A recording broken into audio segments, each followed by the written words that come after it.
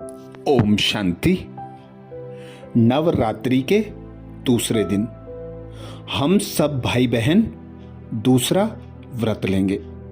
दूसरा व्रत लेने से पहले हम दूसरे दिन यह जान लें कि शिव की किस शक्ति का इस दिन गायन और पूजन होता है।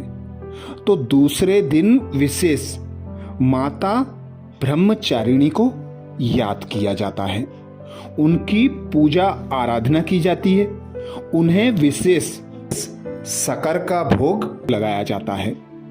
माता का हम स्वरूप देखें तो एक हाथ में कमंडल, दूसरे हाथ में जप की माला है, अर्थात यह स्वरूप देखकर सिद्ध होता है कि माता त्याग तपस्या की देवी है। माता अपने स्वरूप से त्याग और तपस्या को दर्शाती है। उन्हें भक्त लोग दूसरे दिन विशेष याद करते हैं, क्योंकि उनकी पूजा आराधना करने से ऐसा माना जाता है कि घर के सभी सदस्यों की आयु बढ़ जाती है, आकस्मिक मृत्यु से सभी बच जाते हैं। तो नवरात्रि के दूसरे दिन हम विशेष व्रत लेंगे, मौन धारण करेंगे। मौन धारण करने के लिए विशेष 5 समय का चयन करेंगे। 5 समय ऐसे जब हम मौन रह सकते हैं, हमें कोई डिस्टर्ब ना करता हो। हम पहले यह फिक्स कर लें कि किस समय हमें मौन रहना है, तो हम समय पर अपने सभी कार्य को निपटा लें और 2-2, 3-3 या 1-1 घंटे का मौन अवश्य रखें। तो 5 विशेष समय निकालेंगे। 5 समय में सबसे पहला समय लेंगे अमृत बेला का समय। अमृत बेला का समय 3:30 बजे से लेकर 5:30 बजे तक का होता है, पर हम 3:30 बजे से 8:30 बजे तक का समय मौन रहें, तो हमारी आत्मा शक्तियों से भरपूर हो जाएगी, फ्रेश हो जाएगी, तरोताजा रहेगी। वह ज्ञान का सिमरन कर सकेगी, ज्ञान को धारण कर सकेगी, एक बाबा की याद में रह सकेगी, क्योंकि शिव को याद करने से ही शिव की शक्तियां हमें प्राप्त होती हैं और फिर ही हमारा शिव शक्ति के रूप में गायन और पूजन होता है। दूसरा विशेष समय हम लेंगे। हम 2 समय भोजन करते हैं, तो भोजन करते समय विशेष हम किसी से भी वार्तालाप ना करें। भगवान की याद में रहकर भगवान को भोग लगाकर फिर भगवान का भोग हम स्वीकार करें, क्योंकि भोग लगाने से भोगनाएं मिटती हैं। भगवान को याद करके भोजन खाने से भोजन प्रसाद बन जाता है, शक्तिशाली बन जाता है, वह हमें शक्तियों से भरपूर करता है। तीसरा और विशेष समय होता है नुमा श्याम का। नुमा शाम का समय प्रारंभ होता है 6:30 से 7:30 बजे तक।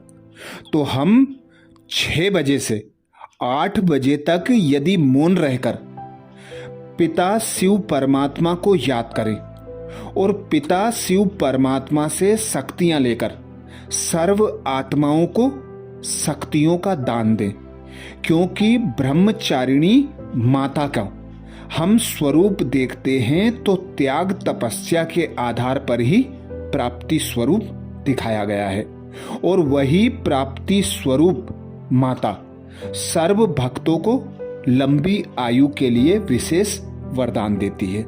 तो हम भाई बहन भी विशेष नुमा श्याम के समय योग में, जिसकी विशेष कमेंट्री हम बाबा के चैनल पांडव शिव शक्ति सेना पर पोस्ट करेंगे, उस योग अभ्यास में यही अभ्यास होगा, हर आत्मा को सुख शांति का वर्षा देना, उन्हें आत्मा की अनुभूति कराना क्योंकि आत्मा अजर अमर अविनाशी होती है।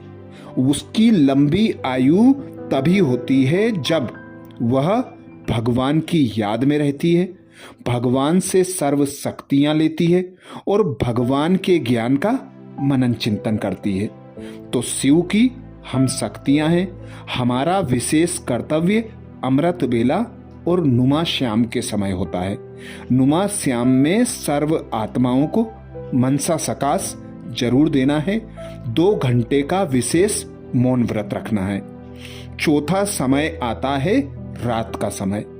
सोने के 1 घंटा पहले हम कोई भी बात ना करें, किसी से भी वार्तालाप ना करें, ना मोबाइल का कोई प्रयोग ना करें। सिर्फ मैं और मेरा पिता परमात्मा शिव, हम उससे ही रूहान करें, उससे बातें करें।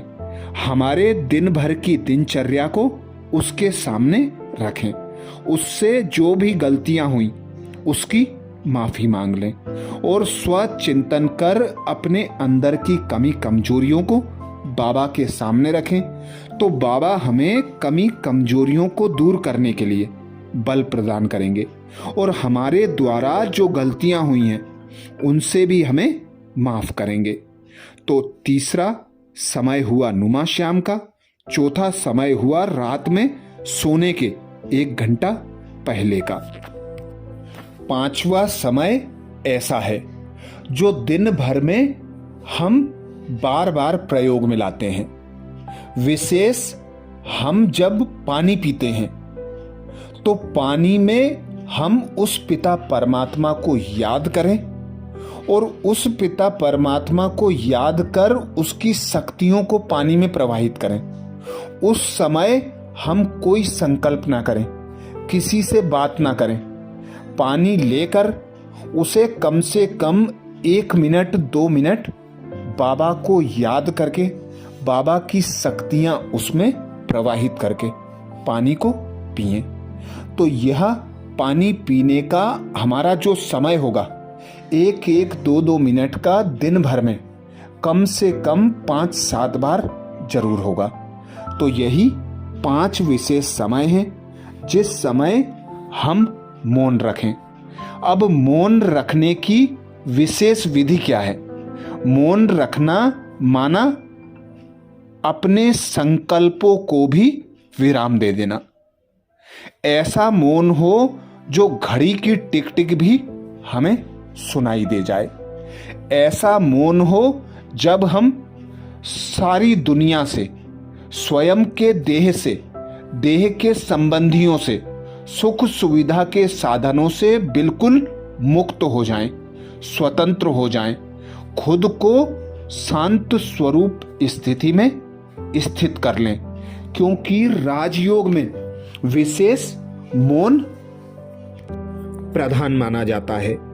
मौन एकांत एवं जागृत अवस्था में इन तीनों का एक साथ होना, यही हमें शक्तियां प्रदान करेगा। मौन रहना, एकांत अनुभव करना और जागृत अवस्था में रहना, अर्थात हमारी आत्मा की ज्योत जगी हुई हो, हमें यह स्मृति हो कि मैं एक आत्मा हूं, मेरा पिता निराकार परमात्मा शिव है।